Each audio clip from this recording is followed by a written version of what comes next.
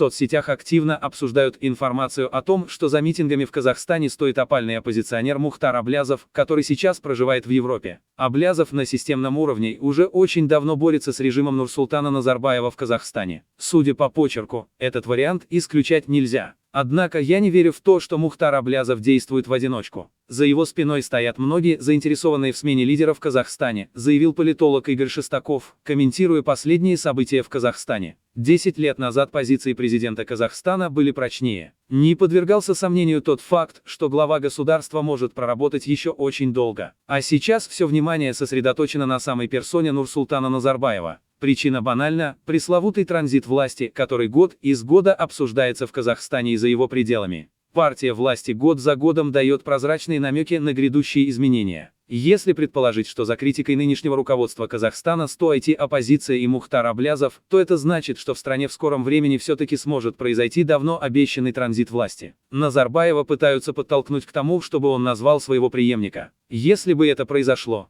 то прицельная критика развернулась бы в сторону нового лица. Но поскольку Назарбаев демонстрирует отсутствие любимчиков среди чиновников, вопрос преемственности власти остается открытым. Аналитик уверен, что заказчиками подобных посылов для действующей власти Казахстана могут быть люди на Западе, где всегда негативно относились к бессменным руководителям стран. На Западе также находится оппозиционер Мухтар Аблязов. Он на системном уровне уже давно борется с режимом Нурсултана Назарбаева в Казахстане. Судя по почерку, этот вариант исключать нельзя.